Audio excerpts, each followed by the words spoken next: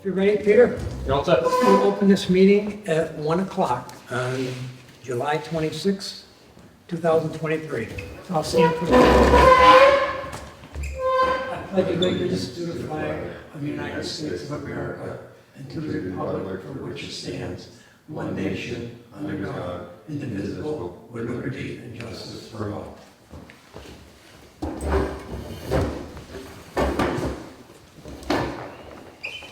Okay, we got some minutes that we received.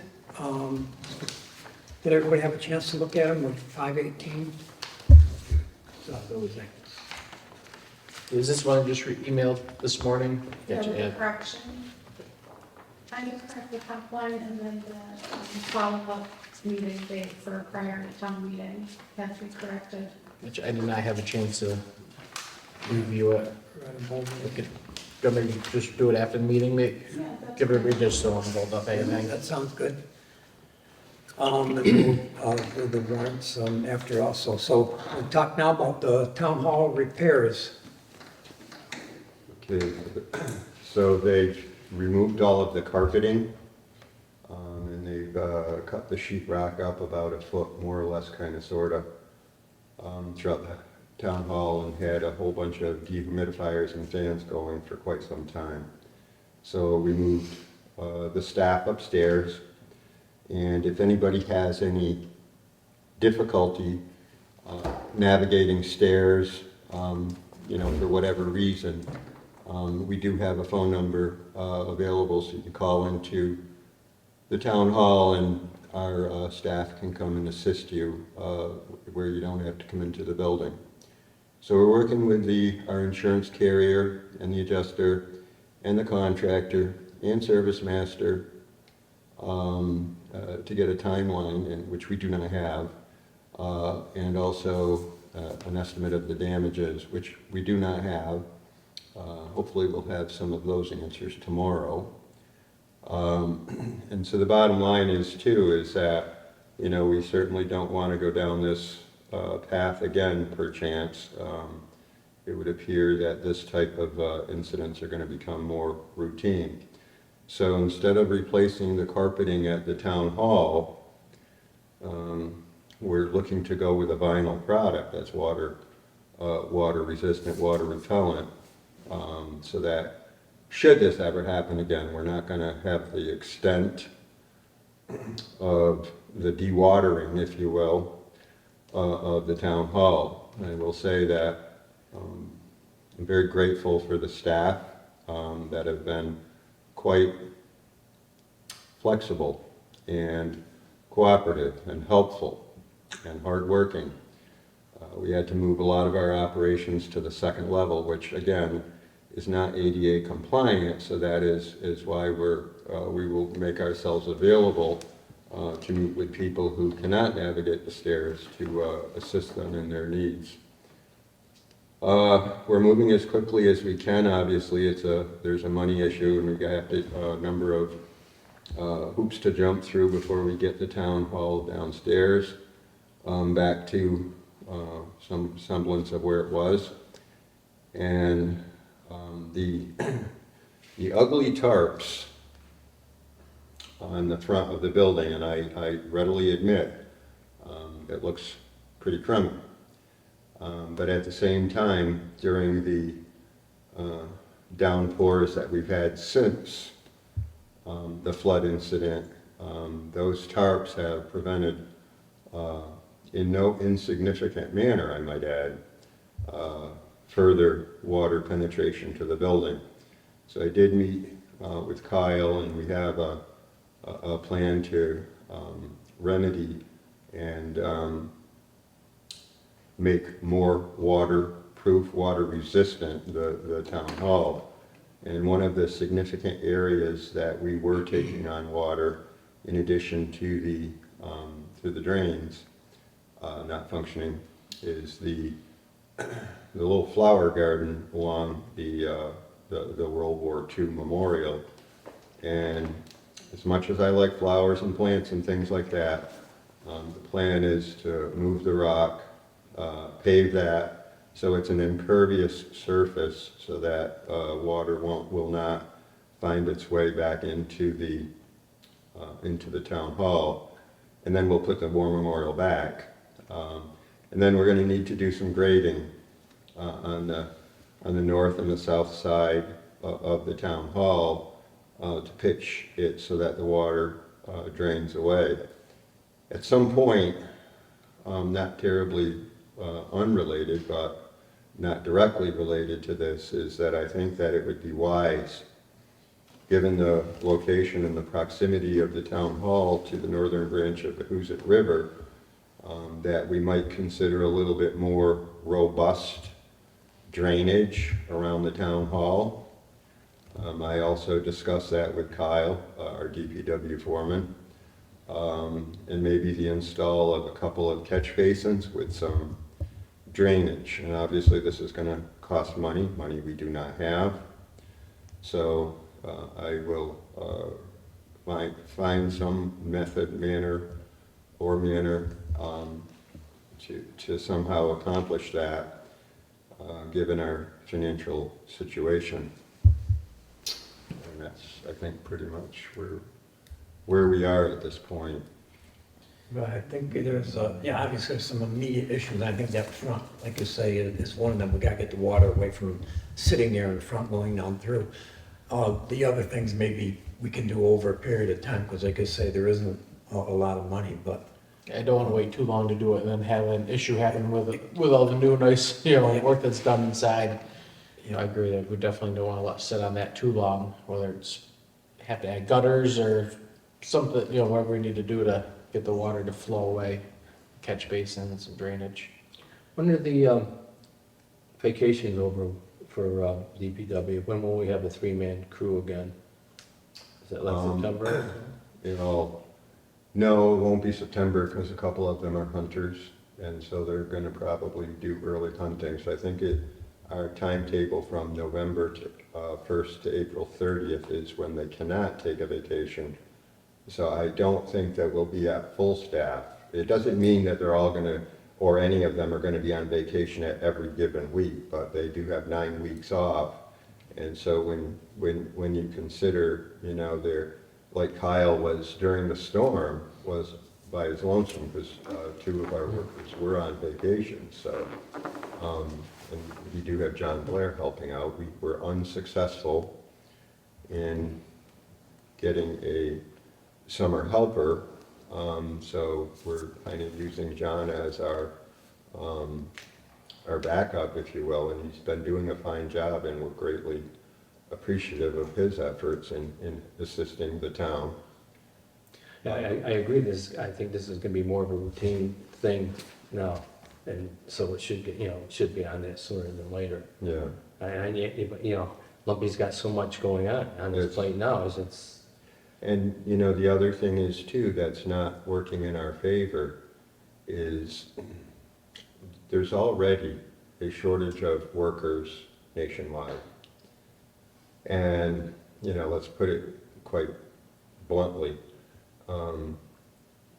we are located in a fairly remote area when you consider the rest of the Commonwealth.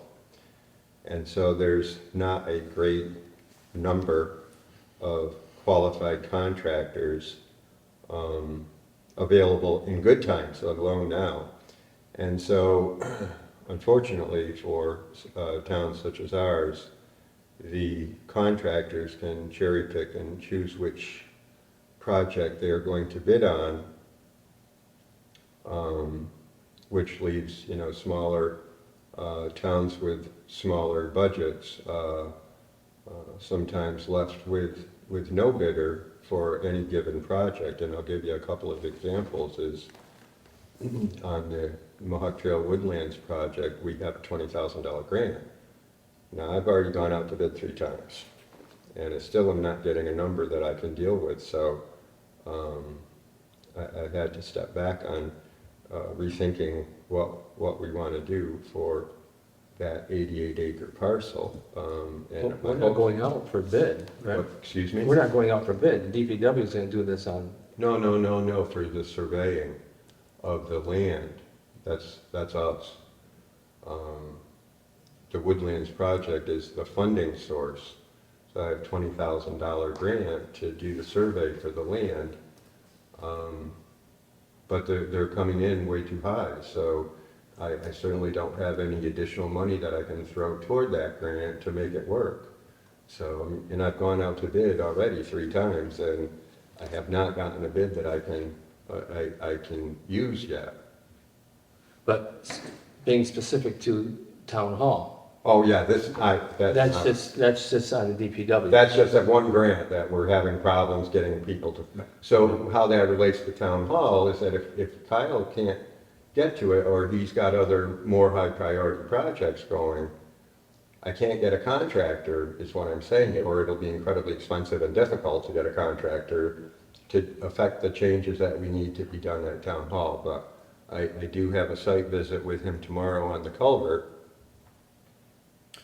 And so, you know, I'm gonna pick his brain as to when he thinks he can get some of the items that we need done at town hall, you know, get a timetable. I would like to have that done this year. Yeah, me too.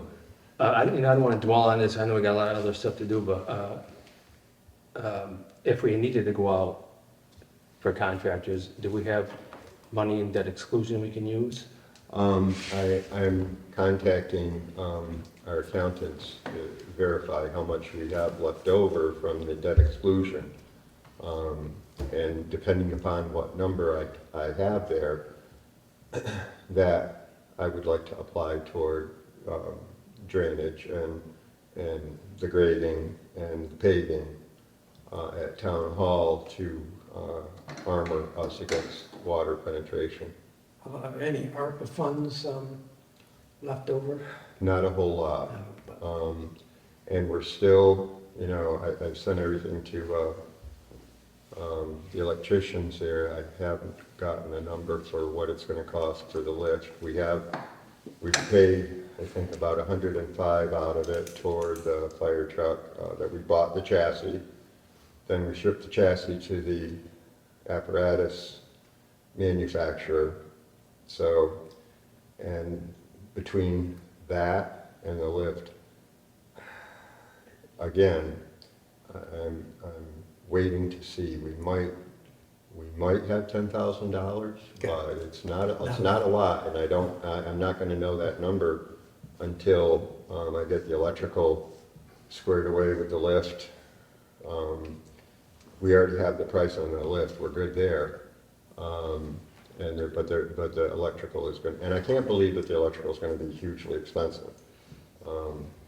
Yeah, and I think what our main concern is that we're all worried that if everything gets redone down there, and then we have another event, we Yep. want to make sure that that doesn't happen again. But it seems like the front area is going to be the most important and top priority. Absolutely. I do know in the selectman's office that chimney clean out down there, there's a problem there. I'm not sure if that just needs a cover on the chimney or if there's other thing, but I know that would be another thing if we, you know, we want to stop the water from coming in there. Other than that, I agree, we're going to need some drainage and culverts, but that probably, Kyle's got more important things to do right now than that, but the front of the building is, and you're saying the tarp seems to be working. We didn't get any water in from that since the flood event, Okay. so that's a good thing. All right. Dan, anything? No, I'm good. All right, we'll go down to the town flood damage. Okay, so I'm sure that people who've been reading either online or in the newspaper are pretty well aware of the damages that we have had here in Town Hall. And our town, it's quite significant. And the two most significant big ticket items are the bottom of Oregon Road and the landslide on West Road. And then we have a lot of, I'm not going to say incidental, but they're less big. And so we estimated, and we did seek to get engineers' verbal, you know, back of the napkin estimates when we were filing for our MEMA, Massachusetts Emergency Management Administration, report done and submitted, that, you know, we were initially thinking 4 plates, steel plates like they did on the Mohawk Trail after Hurricane Irene, that it would be about $800,000, which is no chump change, and that's just for West Road. We do have a written estimate in hand with a different proposal and to backfill in it with huge rocks, heavy rocks, not like the limestone that went into the North Branch. And that came in at 844. So we weren't far off. And in grand total of damage in my estimate is $1,886,000. So it is in the hands of MEMA. And North Adams also experienced some significant flood damage also. And it is my understanding that statewide, the threshold that needs to be met in order for MEMA to pass it to FEMA, and that's the Federal Emergency Management Administration, has to be at $12 million. Looking at the numbers that I've recently seen, just between Clarksburg and North Adams, we're looking at, you know, about $6+ million. So it would appear, at least on the surface, that that threshold of $12 million should be easily made, as we are not the only 2 towns in the Commonwealth to have experienced the damages from the flooding. Hamden, Hampshire County, And it would be statewide, so it's not just, so from what I understand, some of the towns on the Mohawk Trail, I think it's a lot of the ones that have, you know, a hilly terrain. I know that a couple of South County communities were also pretty heavily damaged. So we're doing what we can, but right now we're kind of in a holding pattern on getting money from the state and or the federal government until some determinations have been made. And that's where we are now. all right, the ADA grant. So the ADA grant, and what we're going for is to pay for the engineering for sidewalk and slope compliance. So that means like all of our walkways and porch approaches, and also the design and install of a walkway, if you will, ADA compliant, to from the basketball court at the town field parallel with the road, along as close as we're comfortable with to the road, and then circling toward the pavilion, and then to the bleachers to allow for equal access. So when we did the pavilion project over last year, we were mindful of our responsibility for ADA compliance. And so if people remember that the slab that we removed, which was in pretty bad shape, was probably a solidly 9-10 inches above the ground. So when we did that, we compacted gravel, and then we paved it level with the ground level. So we've already made the pavilion ADA compliant, and now it's behooves us to get access to that point. So the ADA grant is due September 15th, and so I'm gathering my data, and as soon as I have all of those items ready to go, we will submit that, and that will be for the engineering. Okay, yeah, I was worried with all the emergency stuff and everything that's been going on. I just want to make sure you still feel we're on. I think we are. I think I have all of the data that I need. I just got to pull it from the various locations. Okay. And I started working on it yesterday, but you know the Commonwealth, and here Massachusetts is a technological powerhouse, or so I'm told.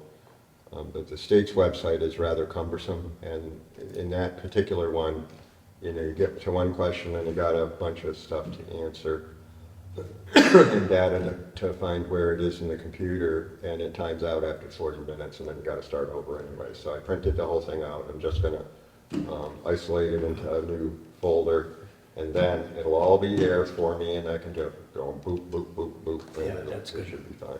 The way to do it. Okay, the school lift, I know Tom Bonin mentioned at the 8A meeting that apparently the contractor isn't in any hurry to do anything, and I guess the our architectural design plans and the permitting has all been slow. But they feel that we won't have it done by the time the school opens up, but that they think it's only going to take 2 or 3 days. So I think during Thanksgiving vacation, even Christmas vacation, it'll go in. So everything's still going to happen. It's just that. And on another side note, probably about, I don't know, 3 weeks ago, I went on the prevailing wage, but then we went into a new fiscal year. And so then that made me question whether I needed a new prevailing wage. So I got a new prevailing wage schedule, and I did send that to Garavanta, and they were grateful. And I don't even have a clue if they're updated or not, but they have the most recent prevailing wage schedule for that. So what I would say is that it's in their hands right now. The other thing is that we have to wait for getting the Architectural Access Board permit from Boston. And so there's certain criteria that we have to have for that too, and we are working diligently on that.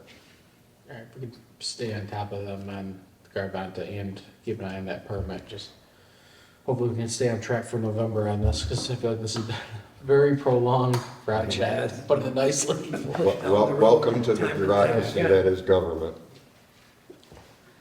All right, next, our meeting with our Senator Representative Mark. Mark. So we've been, you know, going around for quite a few months, solidly 6 to 8 months, trying to arrange a visit from our senator and representative. And due to scheduling conflicts, if it's not them, it's us. If it's us, it's not them, type of thing. And you know, the people should understand too that we have one senator covering some 53 plus communities in the Commonwealth out of 351. So he's got a lot of territory to cover. So I know he's doing the best he can. He has some very capable staff members. I will add to that too. And so he has proposed September 11th to come and meet. And I do understand you're not going to be here, Bob, but at the same time, I'm very leery of the fact that if we turn him down, then we could be put on the back of the pile again. So I don't know. It's really up to you folks what you Sure, want to do. and neither Dan or Jeff can go and whatever, that's fine. Okay, so we're good with If, September 11th? Yeah, I'm just looking at the calendar with what that falls And I in. can get that out Monday. today to him and say, yes, that would work fine. I know I'm available September 11th, be there for the tour. Okay. yeah, And if you and Jeff both want to go, just let me know and I'll post an agenda. Yeah. That's not a problem. Yeah, I'm here as well, the 11th, yeah, Be a good idea. All if we right, so both what there we'll for it. do, absolutely. so what I'll do is I'll post it as a off-site select board meeting. Sure. We won't really have an agenda outside of meeting with the senator. Okay. yeah, we'll get a list together beforehand on what our issues are. Yeah. Know them anyway. No, absolutely, we can discuss it, and anything you want us to make sure we bring up to them, you know, Okay, we'll definitely pass that information along. sounds good. Meeting with rep? So Bob and I, we met with Congressman Richie Neal, and he was very gracious enough to take time from his busy schedule from Washington, and he did tour the damage in the town.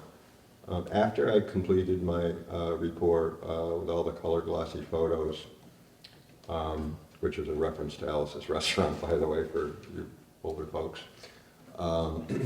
that I did communicate that with all of our elected representatives and senators, both federal and state, as well as officials in Boston.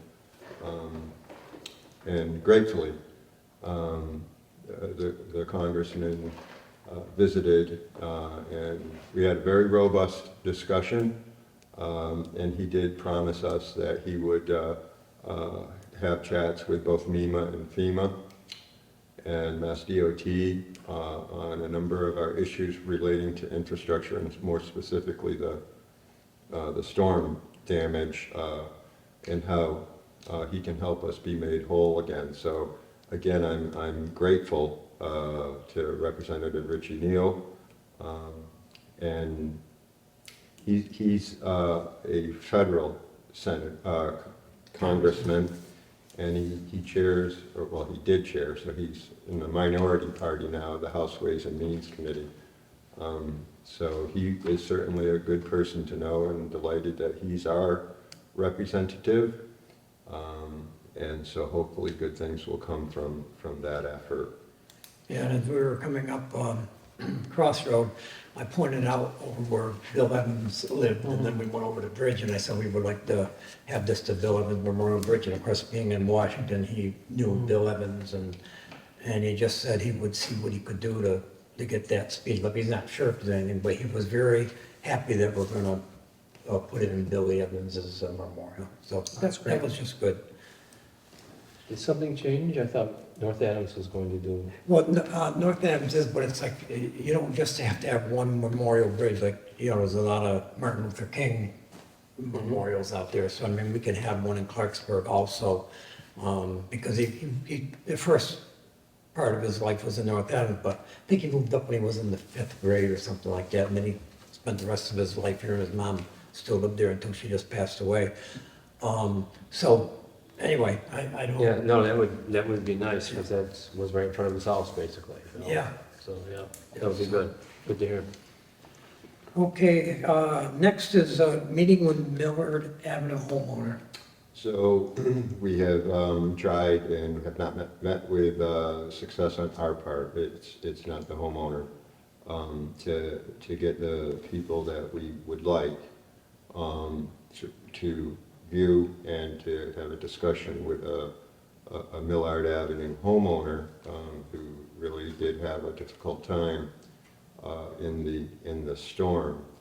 And so we continue to work on trying to schedule that at a convenient time, or it doesn't even have to be convenient, it's just a time that works for the people that we're looking to. So as soon as we have a date, we will get up there. We haven't forgotten about it. It's just that a series of events have kind of overtaken us in various directions, I might add. It's not just me. But there are other people in town that are rather busy right now, also as a result of the recent events. Okay, and then Dan, you were going to be involved in that? Yep, yeah, we're trying to make 2 meetings so far, and we've had to cancel because someone couldn't make it, so. Okay, but So doing my best, trying to figure it out with everyone's schedule and get this done, so hopefully, maybe I'll reach out and figure something maybe tomorrow afternoon or next week. If not tomorrow afternoon, we'll figure something out here. And then I know at one time Cleve also was going to be involved. But Yeah, it's a third. Yeah, Cleve's up there. It's definitely one. Carl, Cleve, and myself are gonna go up there and Oh, great. Have a meet chat, with them and. poke around. All right, thank you. Okay, Middle Road culvert update. Okay, so tomorrow, Kyle and I will be on a site visit for the pre-bid conference, so that basically we have our engineering in place. We're out to bid. It's gone to the Central Register and to Combis also. And so this pre-bid conference is basically meeting with either the potential bidders and or their representatives, the contractors that would basically do the work. And to answer any questions that we have, that they may have of the engineer, And then we will, after the pre-bid conference, and it's already out to bid, that will then be out to bid. And they can have any of their questions that they need answered tomorrow before they place their bid, and then we'll open the bids in a public forum. And hopefully the numbers come in to the It's point where that's they're tomorrow doable. at 2 PM. I believe so. Yeah. And, you know, we tried a number of, we have $1 million, I mean, I can segue right into as how it plays into the MassWorks grant, if you want me to. It can wait till morning, that's fine. I might have a question that, will you be meeting at Town Hall still, or? will you No, be- we're gonna meet right on site. Oh, right, of the I'm culvert. sorry, okay, Yeah, we're gonna be meeting on site for the culvert. alrighty. And so we're using Chapter 90 money for the culvert. And just so folks understand, you know, the costs of stuff. That one culvert is $90,000 estimated by our engineering firm. Folks, that's $90,000 for one culvert. The prices are outrageous, and there's nothing more that I can say. It's outrageous. And so we did this through Chapter 90 money, and we did the guardrails with the winter wrap money, because they just added it to our Chapter 90, to take pressure off of the MassWorks grant, because it's only for $1 million. And in talking with Kyle, who was talking with our engineer, there are other communities they deal with that they're opening bids. And 2 years ago, a ton of blacktop was $80 a ton. The new bids that are coming in, folks, is $160 a ton. So the cost of blacktop has doubled in 2 years. And so there's a very real possibility that, you know, when we wrote the grant, prices were significantly better. That we might not make it the whole road to Wood Road. And we may have to trim it mileage-wise back in order to fit it into the grant. We do have a little Chapter 90 money, but I don't have $300,000 in Chapter 90 money to allow that commitment for that. So the choices we have are, you know, do we not do Colden Place? I really want to do Colden Place because that's a tough area. And it has heavy traffic, and there's a lot of culverts. If that's not, you know, if we have to significantly scale it back, I think that at that point, the select board's gonna have to make a decision. Would we go with a mill and fill? And you know, we did a mill and fill on Horgan Road, I wanna say in 2019, 2018, something like that. 4 years ago. And it's already showing signs of wear. And yet you look at West Cross Road, which we did in 2016.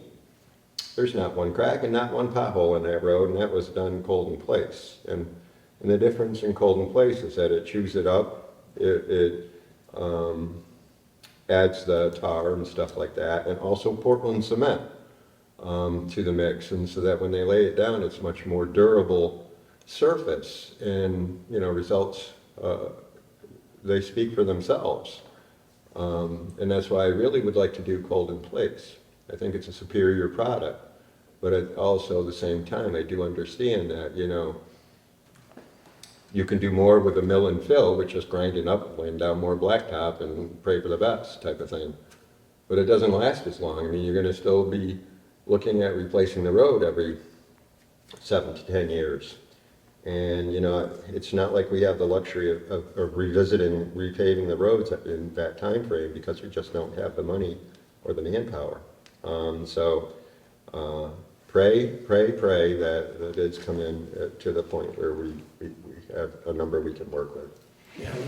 Go ahead, Jeff. Ross, what do we receive for Chapter 90 money yearly? We received $75,000, not quite, about $73,000 a year. It used to be Okay, 75. so that's the point I was hoping to make for the people who are watching this, that culvert costs more than what we get in Chapter 90 money. Absolutely. That's, That's significant. it is, it's a lot of money, it's more And you than know, what we see. one of the things that, you know, and the legislature hasn't changed that, the $200 million statewide allocation for Chapter 90 in some 10 years. Does they go by how many roads, how many It miles has, of roads? it has a couple of components. It has employment, it has road mileage, and it has population. So clearly we have not a huge population, but the employment, and I asked this question of the Lieutenant Governor and also the Director of Rural Affairs, Ann Goby, who's proving to be quite a friend of Clarksburg, I might add, is that in the post-COVID world, there's a lot of people who were working in metropolitan settings and office buildings and things like that are now working from rural America, of which Clarksburg is one. And so then therefore, how does the Department of Revenue capture where people are working? Because if that's part of the equation, then we kind of need to know that. Because then that should be more favorable to the town of Clarksburg. If we have somebody working remotely in Clarksburg for a company that was located hypothetically in Boston, they're no longer in Boston, they're in Clarksburg. So that should go into our Chapter 90 allocation. And so, you know, I'm all about being fair. I'm not asking for special treatment, but I do want to be treated fairly, the town to be treated fairly. And then the other thing about the legislature is that, you know, they're saying that a lot of towns don't spend their Chapter 90 money for a fair amount of time. Well, I'll tell you why, because you have to save it. You have to bank it until you can make a meaningful dent in the infrastructure problems that we have here. And so, you know, you might have to save your Chapter 90 allocation for 7 or 8 years to get to the point where you can do anything. It used to be $1 million a mile, and I am suspecting, folks, that it's going to be north of that now. And again, like Jeff said, at $90,000, 1 year's allocation doesn't even cover a culvert. Okay. Mass Works grant update. Well, we just did that. Okay, that's, I know, like for next year, we just, and I know now it's a busy time, but going on the site, there's the rural part of it, there's the strap grant part of it, so there's certain grants we can go for. But they're saying it's not mandatory, but they would like to have a preliminary in December. So I just want to keep that in mind, because I don't want December to get here. And I've already given the okay for the engineer to work on that, and we did budget for it at the annual town meeting. okay, so that's for the scrap grants, because the rest of Middle Road, Mill and Till probably will be okay. Yeah, there's not as many culverts. Right. And then for the rural towns grants, I was looking at some of them. I noticed some had grants. There was a $35,000 grant to redo a senior center. There was a grant to redo town offices and things like this. So there are things in there that we might be eligible for, might be able to do. So well, we should all maybe try to take a look at that on the website and. put our Well, heads I'm together. already looking at that, and where I'm kind of looking at that is that we have a I&I issue in flow and infiltration.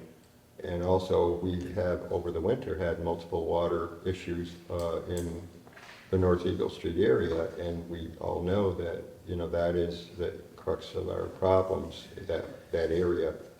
And so, that's why we got RCAP Solutions, because we'd like to go for an infrastructure grant for water and sewer line upgrades, and the thing is, we're under mandates for that. And so I did file a report on our intent and where we've come and what we've done already on our sewer with the DEP.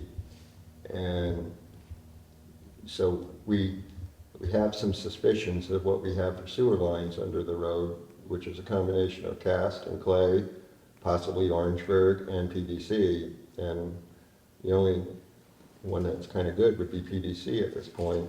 So, and then the water lines are another issue, and the water lines are not owned by the town, so, you know, this would be A joint. well, I have approached North Adams to see it, to gauge if there's any interest to go in as two communities for that. But I haven't heard anything of any consequence back from that, so. I did that one, we had a meeting with the mayor, Lumpy and I. It was brought up and it just, the mayor was open there, but just said that it gets very tricky when you do interline. She said it would have to be clear language what each town's responsibility and stuff is. So she was hesitant, but, and I understand why, but I think they are open to the possibility. So just so you know, you can maybe pursue that. Just see if there can be a bigger grant, if the two towns work together for that whole area. All right, the 225th anniversary committee update.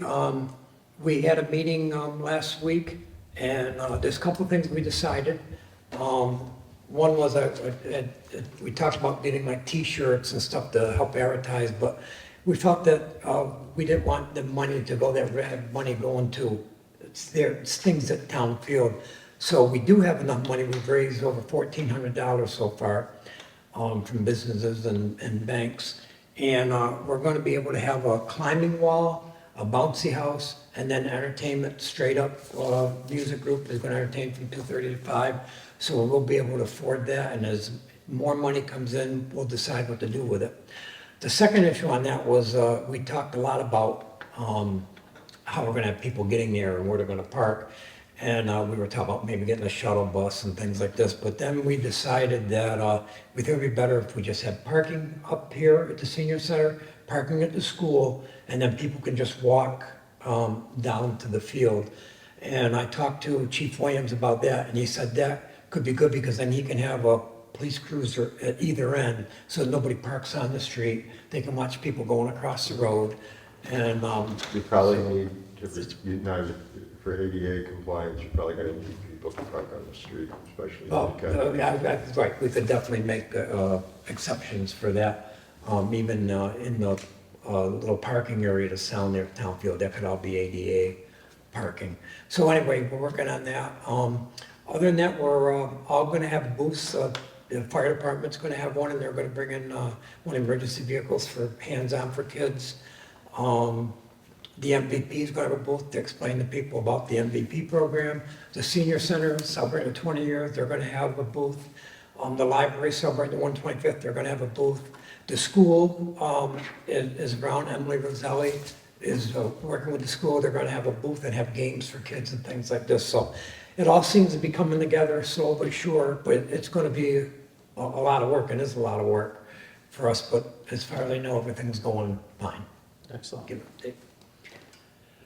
MVP update is, I talked to Courtney, and they still expect that our grant will be in August sometime. I did ask her if the grant does come through for engineering or this, that because we're gonna have a booth at the town field, that there's like $4,000 set aside that they could use to either sponsor a food truck or something like that. So she's hoping the grant won't be in August, it should be, and then that would also be good because then it'll give us more money and stuff like that.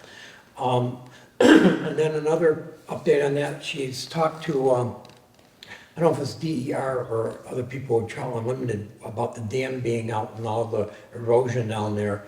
But she sent 3 proposals in and gonna set up a meeting with us, I don't know if it's the MVP committee or also the town folks like Dan and Jeff and us included, but she wants us to look at what we think would be the best solution out of the 3, and so that'll be coming up, so I'll keep you posted on that, because maybe we can make it a joint meeting, because you probably want to be involved in the Absolutely. decision. Sounds good.